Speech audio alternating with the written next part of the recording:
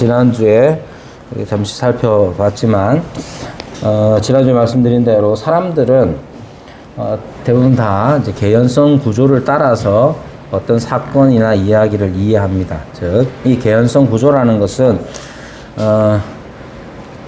어떤 사건과 말을 자기 경험이나 자기 감정을 바탕으로 이해하고 반응하는 것을 말하는 것이죠.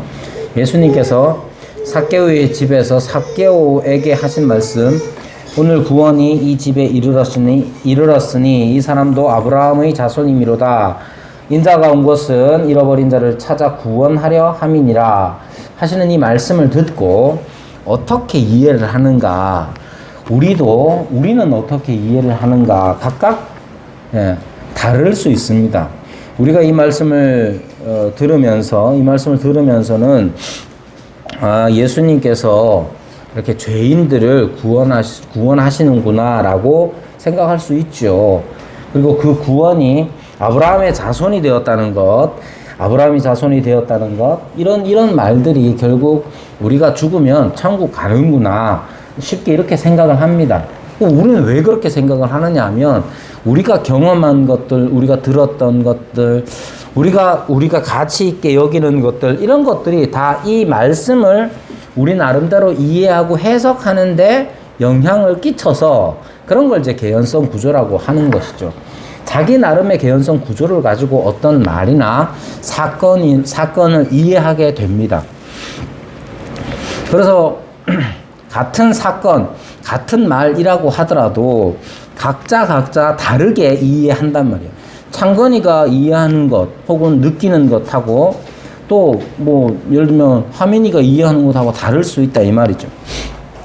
같은 말씀 안에서도 사람들은 이 말씀을 듣고 우리와 똑같이 이해한 것이 아니라 그들 나름대로 이해했는데 그게 뭐냐 하면 하나님의 나라가 당장에 나타날 줄로 생각했다 이렇게 말합니다.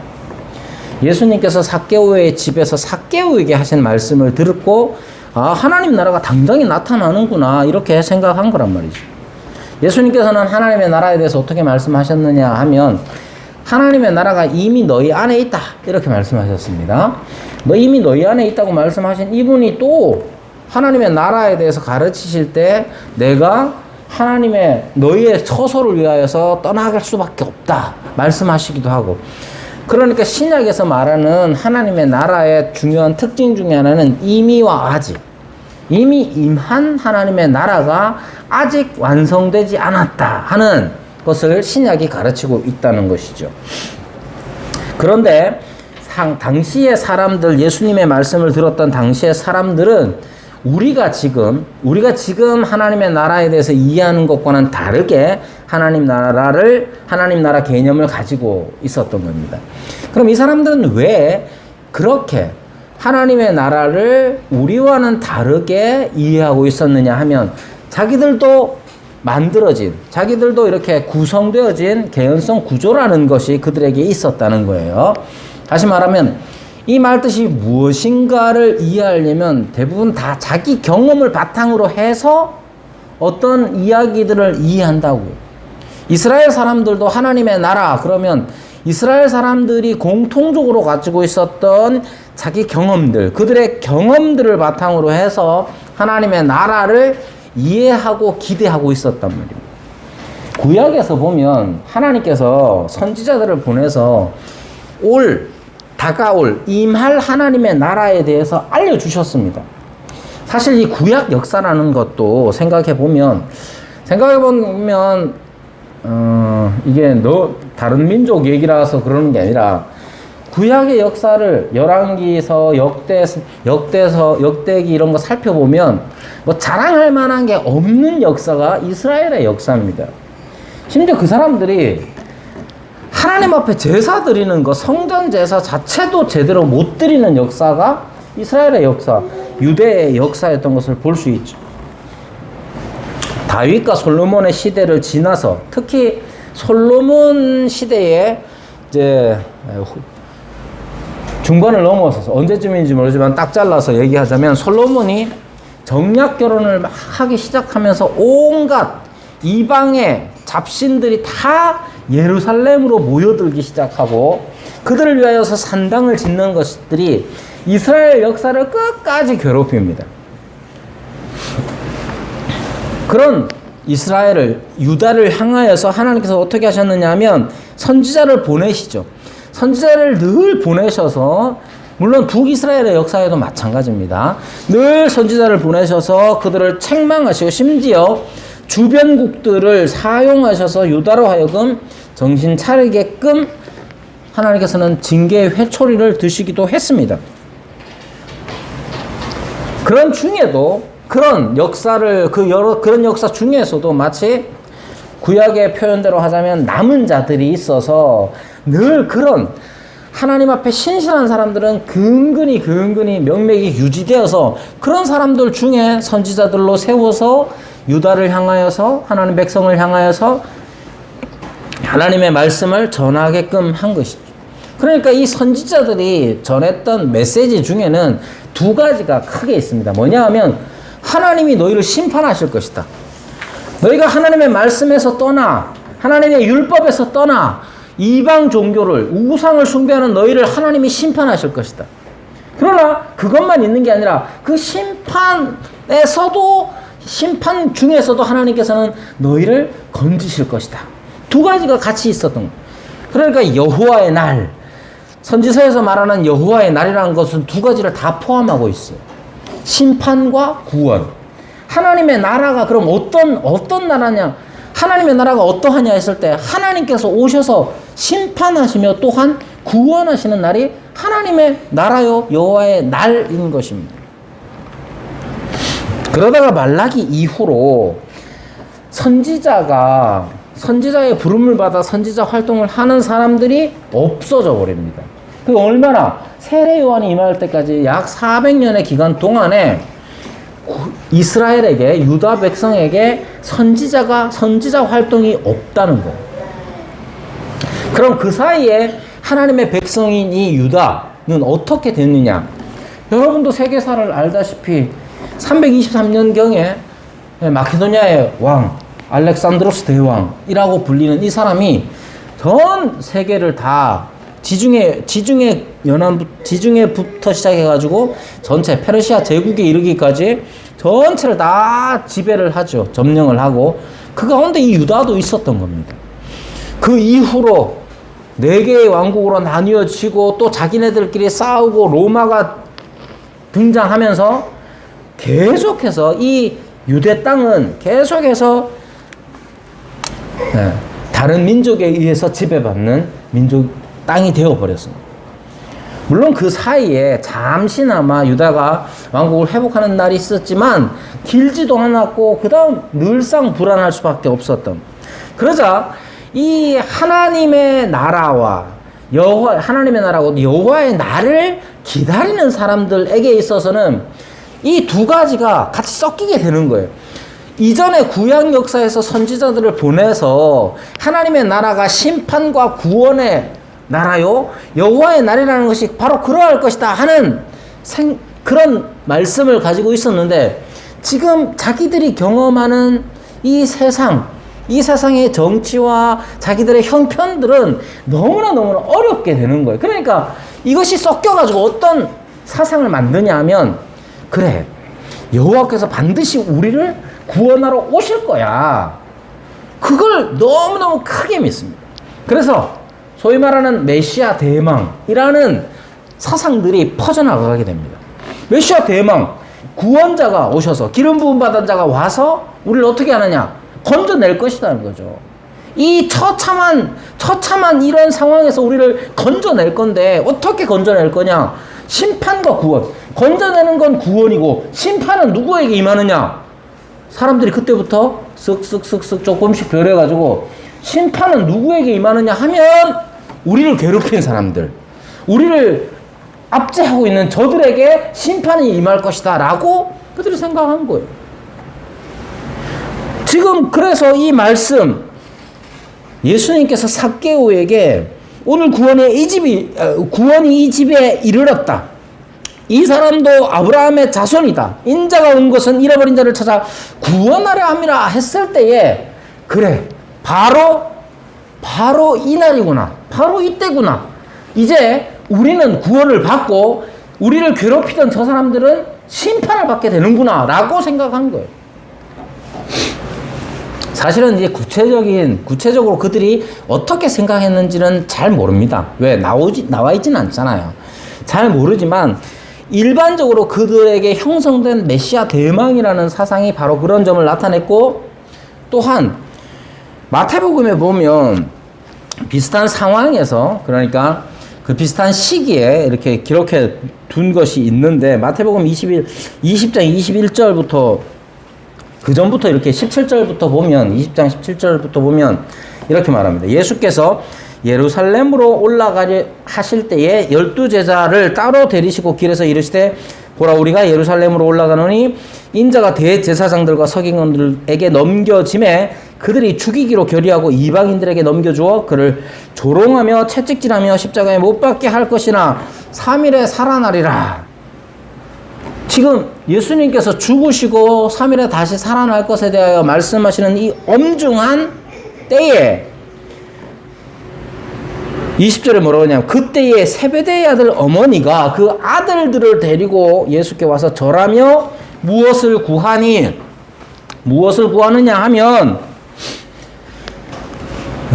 하나는 당신의 우편에, 하나는 좌편에, 이렇게 말합니다. 나의 두 아들을 주의 나라에서 하나는 우편에 하나는 좌편에 앉게 명하소서, 이렇게 말합니다. 예수님의 제자들, 12제자들 중에 이 세베대의 아들들, 이 엄마가 와가지고 자기 아들 하나는 좌편에 하나는 우편에 앉게 해주십시오. 엄마는 도대체 뭘 생각한 거겠어요? 주의 나라에서 두 아들을 주의 나라에서 하나는 주의 좌편에 하나는 우편에 앉게 해달라는 거예요. 그러니까 예수님 가까이에 있었던 사람들조차도 예수님의 죽으심과 그 부활의 그 엄중한 말씀을 듣는 이 와중에서도 그들이 꿈꿨던 하나님의 나라는 바로 이런 거였단 말이에요. 그럼 그 다음에 어떻게 됐느냐 하면, 그 다음에 나와 있는 내용이 뭐냐, 12제자가 그것을 보고 뭐라고 말하느냐 하면,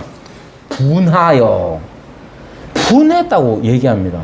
아, 난 진짜 엄마도 없는데, 뭐 이런 거죠. 그러니까 12제자들 중에도 이렇게 말하는 세베대의 아들들에 대하여 말하는 이 말들을 듣고 분을 느낄, 여러분, 주님은 십자가를 지시기 위해 예루살렘을 향해 가시는 길이었고, 또 한편으로 생각하면 그렇게 올라가셔서 죽임을 당하시고 부활하셨지만 또다시 승천하심으로 사람들의 눈에 보이지 않게 되는 거예요. 그러니까 여러분, 이 사람들이 지금 예수님의 말씀, 삭개오에게 하신 이 말씀을 듣고 그냥 지금 당장에 하나님 나라가 나타날 줄 알았다 하는 건 우리가 생각하는 그 하나님 나라와 다르단 말이에요. 그래서 마치 왕좌에 앉는 것처럼, 어떤 권세를 획득하는 것처럼 그들이 생각을 했단 말입니다. 하나님의 나라도 그런 식으로 생각을 했던 것이죠. 그래서 예수님께서는 그들에게 말씀으로, 이 비유의 말씀으로 가르쳐 주시는 거예요. 그러니까 이 열무나 비유는 왜 이렇게 앞에서 지난주에도 말씀드리고 또 말씀드리냐면, 이 열무나 비유를 늘상 우리는 어떤 식으로 이해를 하느냐면, 야, 한 문화 받았는데 10문화를 남겼대. 어떤 사람은 5문화를 남겼대. 자꾸 이런 식으로 아주 개인주의적이고 아주 실용주의적인 생각으로 이 본문을 자꾸만 보는 거예요. 여러분, 이 본문을 볼 때마다 여러분들이 생각하는 게 뭡니까? 어떤 생각을 하느냐? 나는 몇 문화를 남길까? 여러분, 나는 5문화를 남길까? 아니면 10문화를 남겼을까? 여러분, 10문화를 남기고 5문화를 남겼다는 그 근거가 뭡니까, 여러분? 여러분들에게 물어보면, 여기 계시는 분들에게 물어보면, 여러분들은 몇 문화 남긴 사람 같아요? 라고 물어보면 각자는 다 아이고, 한 문화도 못 남긴 것 같아요, 이렇게 대답할 겁니다. 그럼 여기서 10문화 남긴 사람은 누굴까요? 물어보면 목사님요. 근데 저도 뭐, 예. 저도 뭐 그렇게 뭐 대단히 오늘 매일 아침에 우리 이제 반주자랑 이렇게 나오는 길에 보면 항상 우리나라에서 거의 제일 손꼽히는 규모의 그 목사님의 설교가 CBS에서 나오거든요. 그런 분들하고 저하고 이렇게 비교하면 열문화는 그분이 남긴 것 같고, 나도 뭐 그분에 비하면 한 문화나 제대로 남겼을까나 하고 있는 그런 상태란 말이에요. 우리는 다 이 본문을 보면서 그런 식으로 생각합니다. 여기 있는 여러분들, 저를 포함해서 여러분, 우리 모두는 대부분 다 이 본문을 읽으면서 나는 도대체 몇 문화나 남길까? 나는 한 문화라도 제대로 남길까? 그럼 남긴다는 게 뭐냐? 누구는 10문화, 누구는 5문화, 누구는 한 문화, 누가 얼만큼 남기느냐의 문제를 대부분 다 물질적으로 생각합니다. 또는 얼마나 기도를 했느냐, 얼마나 뭔가를 그런 식으로 생각하는 거예요.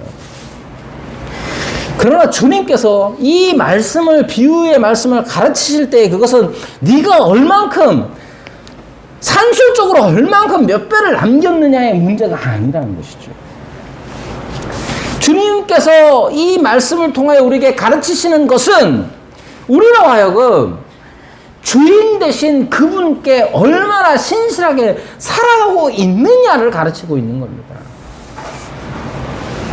그리고 그것은 개인적인 것이라기보다는 주님의 몸된 교회적으로 생각을 해야 하는 것입니다. 자, 보십시오. 예수님께서는 지금 떠나시기 직전에 지금 이 비유를 하시는 거예요. 예루살렘이 얼마 남지 않았고, 6월절이 얼마 남지 않은 시기에 지금 예수님께서 이 말씀을 합니다. 6월절이 지나면 어떤 일이 있습니까? 예수님께서는 죽임을 당하십니다. 예수님은 죽임을 당하여서 마치 사람들이 보면 떠나간 것처럼 보입니다. 이제 곧 주님은 말 그대로 떠나가실 거란 말이에요. 그런데 그것이 죽음만이 아니라 승천하심으로써 떠나갈 겁니다. 여러분, 승천이란 게 뭡니까? 하늘로 올라가셨다는 거예요. 하늘로 올라가시는 그분. 부활의 몸을 입으셨음에도 불구하고 사람들로 하여금 하늘로 올라가는 것을 바라보게 하셨습니다.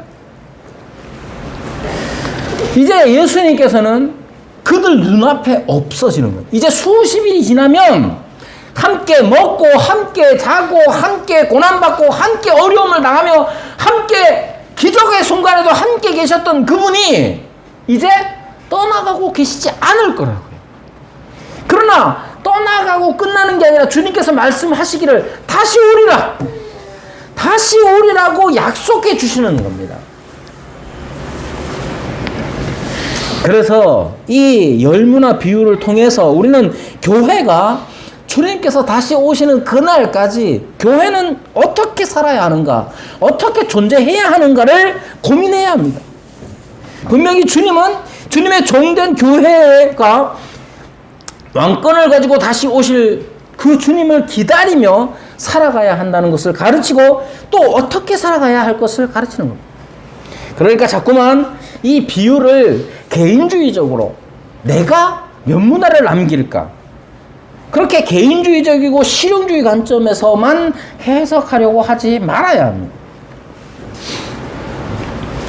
여러분, 우리는 하나님의 나라에 이미 들어와 있는 사람들이고 하나님의 나라는 아직까지 완성되지는 않았습니다.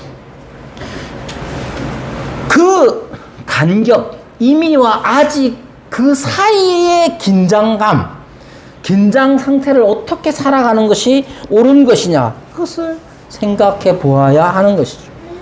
무엇보다도 어떻게 살아야 하느냐가 중요한 까닭은 이 시대가 불신의 시대 혹은 불확신의 시대이기 때문에 그렇습니다. 그것은 이 본문의 비유 본문에서도 잘 나타나 있습니다. 12절에 나오는 것처럼 귀인이 왕위를 받아가지고 오려고 먼 나라로 갑니다. 왕위를 받아가지고 오면 되는 것 같은데 이게 그냥 그렇게 간단하지 않은 것 같아요. 이 비유 안에서도 그러나 이 귀인이 왕위를 받으러 갔다 정도가 아니라 그 다음에 14절을 보면 그런데 그 백성이 그를 미워하여 사자를 뒤로 보내어 우리는 이 사람이 우리의 왕됨을 원하지 않는다라고 말합니다. 그러니까 종들이 살아가야 하는 시대의 특징은 뭐냐 하면 자기의 주인된 귀인이 왕위를 받으려고 떠났습니다. 떠났는데 다른 사람들, 그 백성들은 대부분 다 그 귀인, 자기의 주인에 대하여서 싫어하고 미워합니다. 그래서 또 다른 사자를 보내요. 메신저를 보내어서 우리는 이 사람 원치 않습니다 라고 말하는 그런 시대를 살아가는 거예요. 그러니까 이 자기의 주인이 올 때의 왕권을 가지고 올지 안 올지 몰라요. 자기들은 그 사이에 주인에게 받은 것이 있어서 주인의 명령을 따라 살아야 돼요. 만약에 주인이 왕위를 가지고 온다는 분명한 확증이 있으면 세상 사람들이 뭐라 하든지 간에 버티겠는데 그런 확증도 없어요. 도리어 백성들이 사자를 보내서 이 사람 왕이 되는 거 원치 않습니다 라고 말하니까 자기 주변의 사람들은 다 자기 주인이 왕위를 못 가지고 오기를 바라는 사람입니다. 여러분, 이 비유의 말씀이 지금 이 시대를 살아가고 있는, 아니 주님께서 승천하신 이후에 교회가 살아가야 할 것과 똑같습니다. 여러분, 주님께서 이 땅에 오신 것을 세상 사람들도 다 압니다. 주님께서 승천하셨다고 믿지는 않지만 주님께서 이 땅에, 예수님이 이 땅에 오셨다는 사실을 세상 사람들은 다 압니다. 그러나 세상 사람들은 오신 그 예수님이 왕이시라는 사실을 믿으려고 하지 않습니다. 아니, 도리어 왕이라는 사실을 부정함으로써 삶을 살아가는 게 우리가 살아가는 시대요, 교회가 존재하는 시대인 거란 말입니다. 언제나 다 그렇습니다. 예수님에 대해서 사람들은 성경에 기록된 대로 믿으려고 하지 않습니다. 어떤 사람들은 예수님에 대해서 교묘하게 반대합니다. 어떻게 반대하냐면 예수님께서 성경에 기록된 대로의 예수님이 아니라 자기가 보고 싶은 대로 예수님을 믿어. 그게 사실 이제 신학의 역사로 따지자면 기독론의 역사예요. 기독론. 예수님이 누구이신가? 예수님이 누구신가 했을 때 성경이 가르치는 바는 뭐냐 하면 예수님이 하나님이시자 사람이시는 거예요. 하나님이시자 사람인. 그러니까 성경의 기록에 보면 복음서나 이런 거 보면 이게 그냥 그대로 되거든요. 예수님은 하나님이시잖아요. 그러니까 예수님은 하나님의 본성, 신성을 가지고 계시는 분인데 또 예수님은 사람이기도 하잖아요. 사람이면 사람이고 개면 개지, 개이자 사람인 존재는 없잖아요. 물론 이제 욕하는 말로 개 같은 사람은 있지만 혹은 사람 같은 개는 있지만 우리가 사람이자 개, 동시에 개인 그런 존재는 없지 않습니까? 근데 예수님은 하나님이시자 또한 사람이시랍니다. 그게 성경에 기록된 내용이에요. 그러니까 성경에 기록된 대로 그대로 받아들이면 예수님은 하나님이시자 사람이신데 하나의 위격 안에, 즉 예수 그리스도의 이 위격 안에 하나님과 사람으로서 계시는 게, 이걸 사람들이 그대로 받아들일 수가 없으니까 어떻게 하냐, 자기가 믿고 싶은 대로 해석하고 이해하려는 시도가 바로 교회, 신약 교회 초기부터 시작해서 수세기 동안 계속됐던 논쟁들입니다. 고대의 영지주의자들, 가현설주의자들, 아리우스파, 네스토리오스파, 온갖 파들이 다 이런 예수님이 어떤 분인지를 성경에 계시된 대로 받아들이는 게 아니라 자기의 이해를 덧붙여서 자꾸만 이해하려고 애를 쓰다가 보니까 결국 성경의 말씀, 기록된 말씀을 부정하는 역사가 있었던 것이죠. 뿐만 아니라 아주 드러내놓고 반대하는 경우도 있습니다. 대표적으로 이슬람교 같은 경우는 예수님은 그저 그냥 모하멧을 위해서 그 이전에 활동했던 예언자 정도, 선지자 정도로 생각합니다. 통일교에서는 어떻게 생각하느냐? 통일교에서는 예수님은 뭐 좋은 일을 했지만 완전하진 않아. 왜 완전하지 않느냐 하면 결혼을 안 했어. 하나님이 아버지고 하나님이 참 부모님이신데 부모라면 아버지 엄마가 있어야 되잖아요. 그 예수님은 이게 남자고 결혼도 안 했고 이러니까 부족하다는 거예요. 그럼 누가 되느냐? 문선명 한학자. 이 두 사람이 부부로서 참 부모가 된다는 거예요. 현대 무신론자들도 마찬가지죠.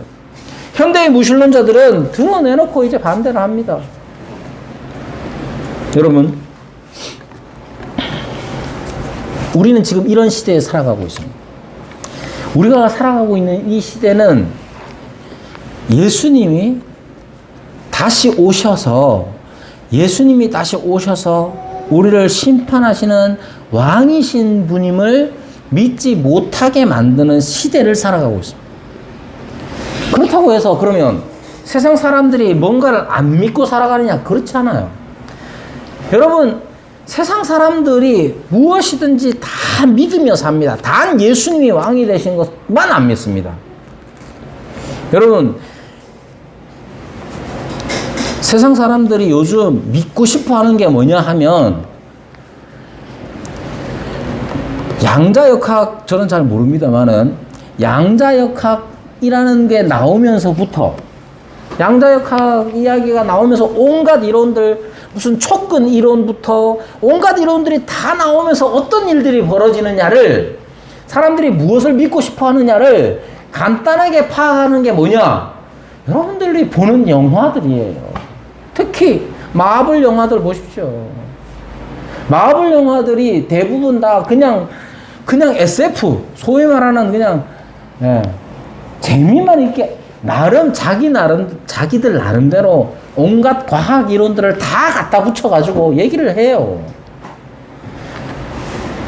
사람들은 모든 걸 믿으려고 하지만 단 하나, 예수님이, 성경에 기록된 하나님이 이 땅을 창조하시고 또 우리를 위하여 오셔서 우리를 위하여 형벌을 받으신 그 예수님에 대하여서 믿으려고 하지 않습니다.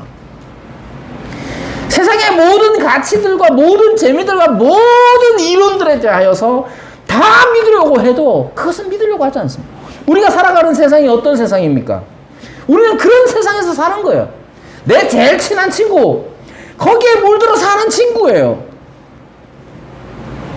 우리가 배우는 이론들, 그런 이론들이에요. 우리는 그런 세상에서 살아가고 있단 말입니다. 그런 세상에서 살아가면서 나타나는 현상이 뭐냐? 불확신. 믿음이 안 생겨요.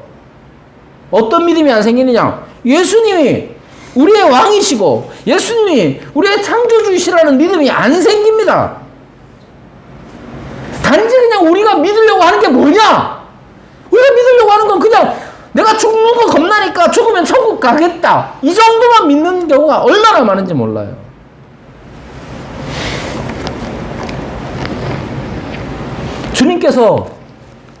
주님께서 여기서 가르치시는 것은 너 죽으면 천국 가, 이거 믿으면 돼, 이 정도가 아니라 어떻게 살아가느냐의 문제입니다. 어떻게 살아가느냐의 문제예요. 얼마나 남겼느냐의 문제라기보다는 어떻게 살아가고 있느냐는 거예요. 그래서 15절에 보면 돌아와서 은화를 준 종들이 각각 어떻게 장사하였는지를 알고자 했다. 얼마나 남겼느냐를 보고자 했다는 게 아니에요. 어떻게 장사했는지를 보려고 하는 거예요. 여러분, 장사를 어떻게 했는지 어떻게 합니까? 여러분, 회사에서는, 저는 뭐 회사를 안 다녀봐서 잘 모르지만, 회사에서 영업을 어떻게 했느냐를 뭘로 판단하냐? 그냥 몇 배 남겼느냐 보면 되죠. 그죠? 그러니까 수단과 방법을 가리지 않고, 영업하고, 이런 사람들 영업하고 이런 사람들은 사람들 만나서 술 마시고, 사람들에게 선물하고, 그런 일들을 비일비재하잖아요.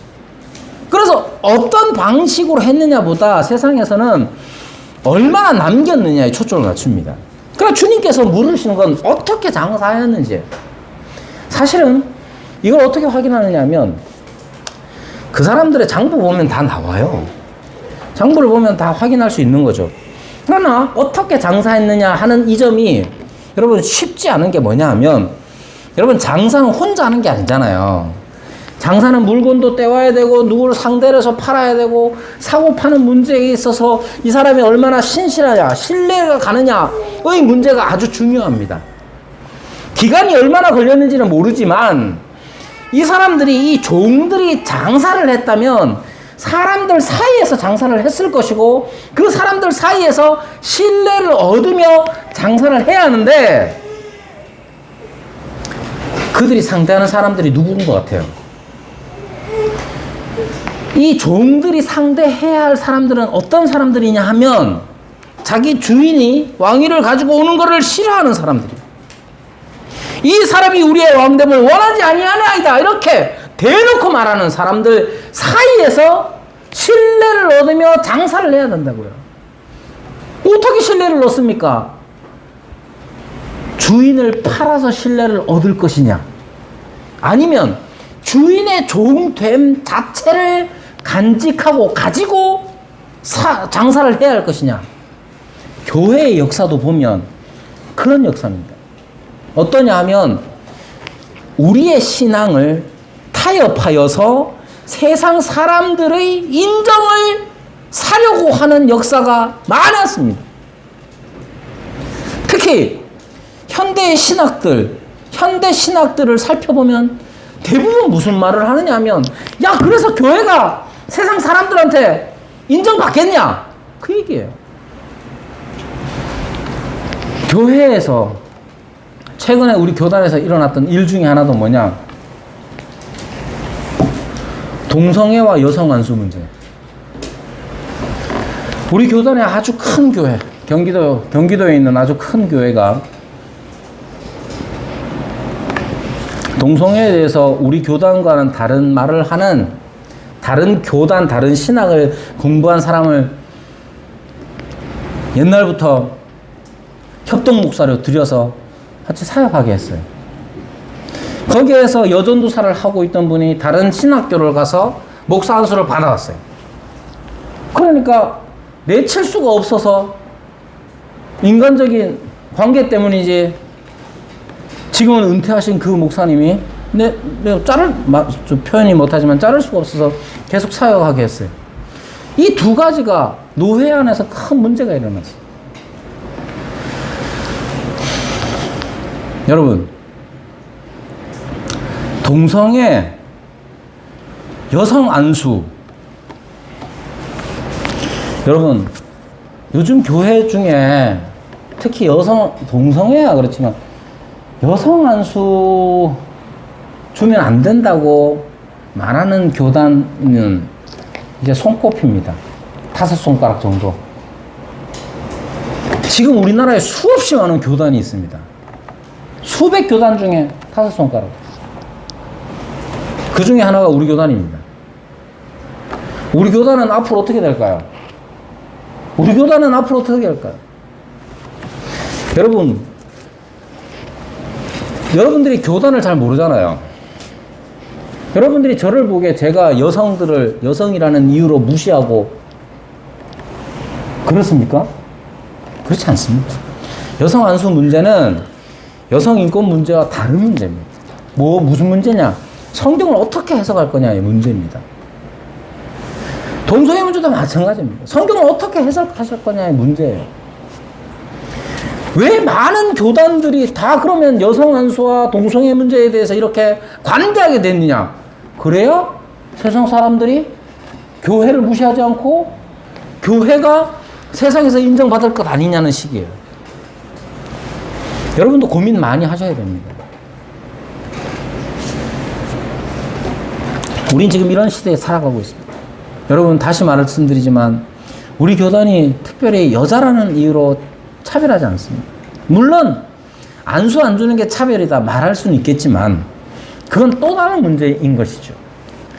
여러분이 이 세상을 살아갈 때에 교회의 역사도 마찬가지로 늘상 세상에서 얼마나 이것이 인정되느냐를 너무 중요하게 여겨서 그래서 확장성 때문에 자꾸만 성경에서 말하는 말을 다르게 해석하려고 애쓸 때가 많습니다. 그러면 그럴수록 우리가 흔들리는 게 뭐냐 하면 성경에 대한 우리의 믿음, 성경을 근거로 하여 살고자 하는 그 확신, 그것들이 늘상 흔들리게 되는 거죠.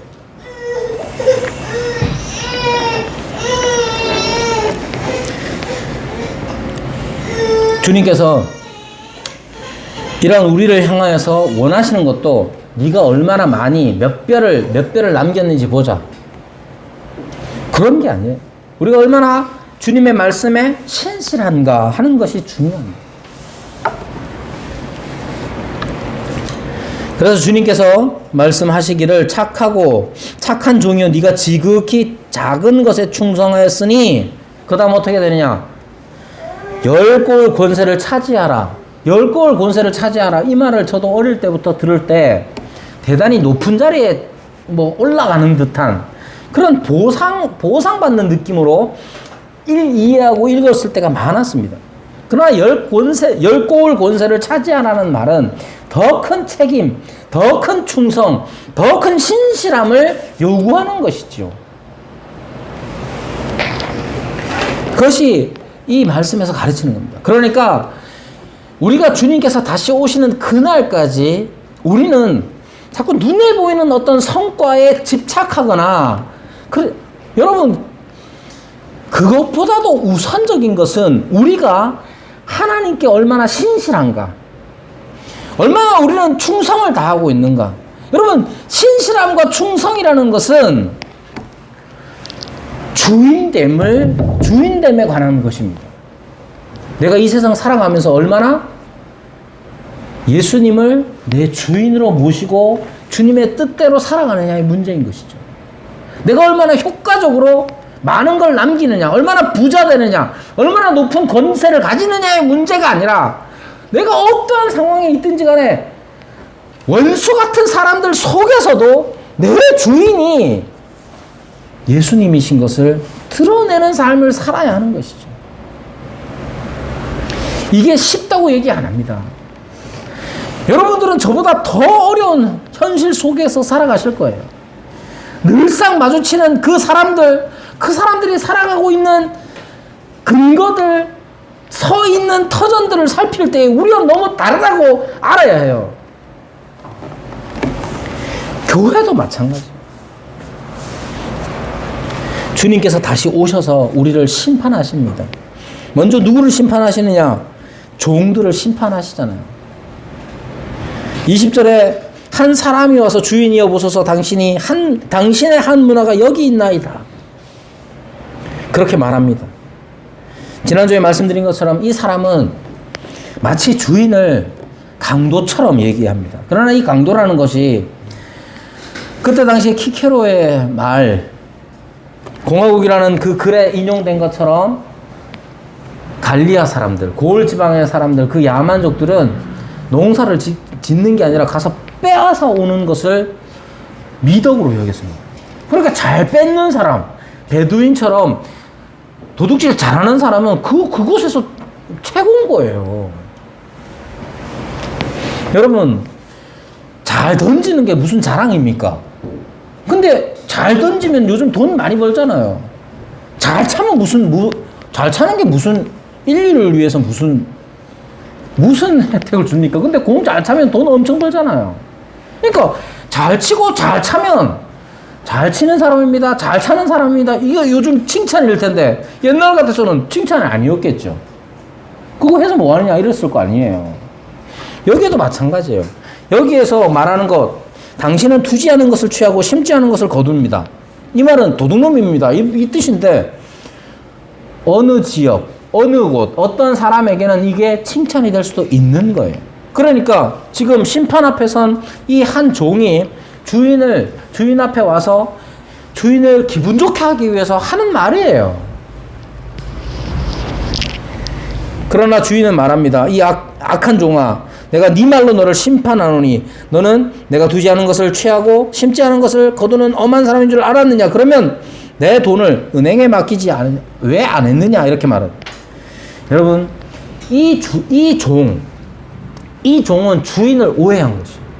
그러니까 우리가 불확신의 시대를 살아갈 때에 그리스도인에게 가장 필요한 것은 뭐냐면 주인에 대한 올바른 이해, 주인의 성품에 대한 올바른 이해입니다.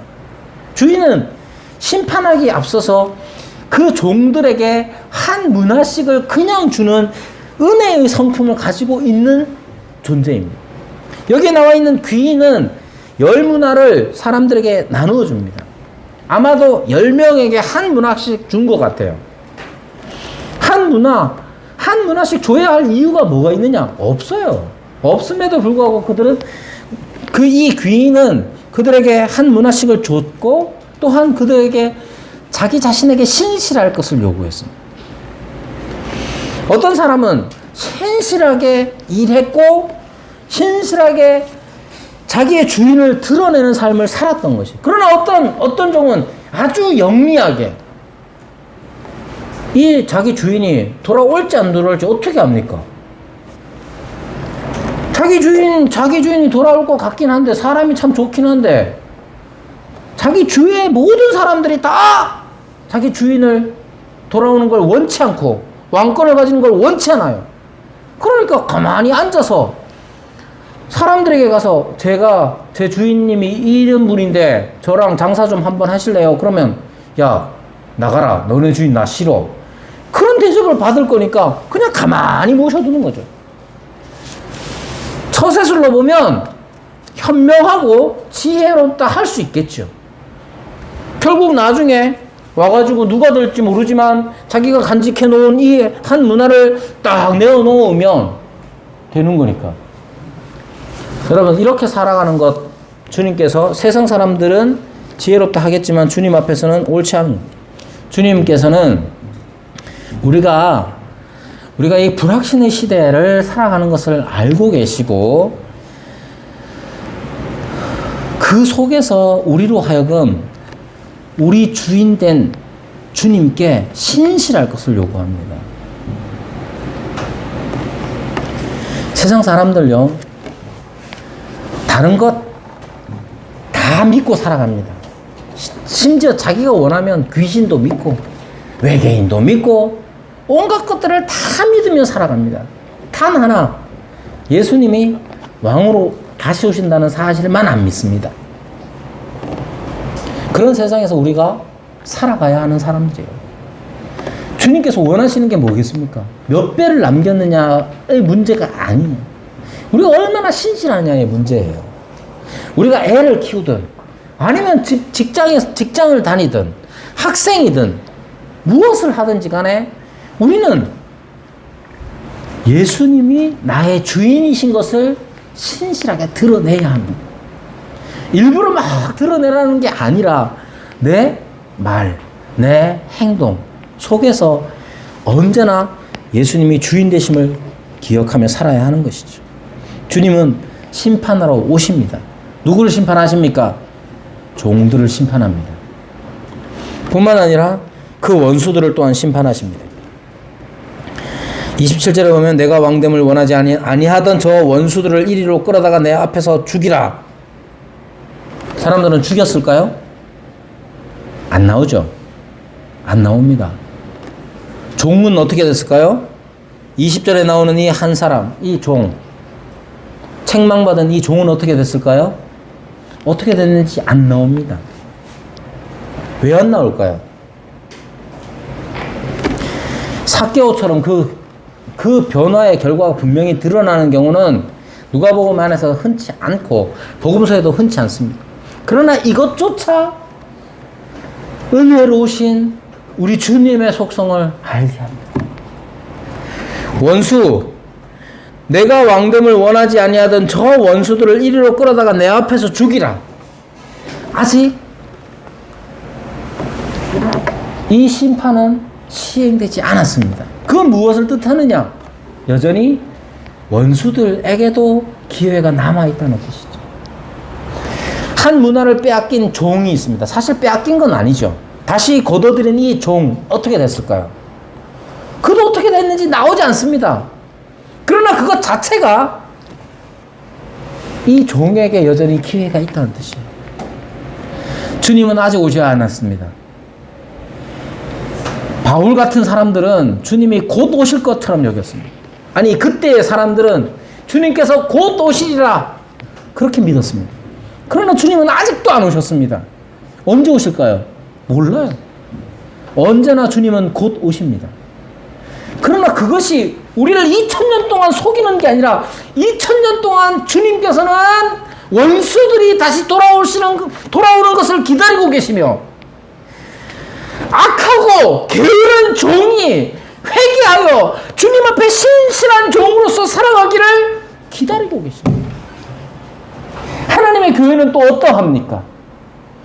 하나님의 교회는 참으로 신실한 종으로서 이 땅에서 살아가고 있는지, 여전히 세상에 휩쓸려서 세상처럼 살아가고 있는지 제가 보기에도 답답한 지경입니다만은 주님께서는 악하고 게으른 종과 같은 우리 교회를 여전히 기다리고 계십니다. 언제 그 심판이 임할는지 알 수는 없으나 하나님 나라와 마찬가지로 우리 주님이 우리를 향하여 심판의 메시지, 심판의 말씀을 주셨음에도 불구하고 여전히 그 심판이 실행되지 않은 것은 우리로 하여금 은혜로우신 주님께로 다시 돌아와 신실한 자로 서라는 주님의 뜻입니다. 이 불확신의 시대에 우리가 어떻게 살아갈지 진지하게 고민하며 기도하며 또 신실하게 살아가는 저와 여러분이 되기를 바랍니다. 함께 말씀을 생각하시면서 기도하겠습니다.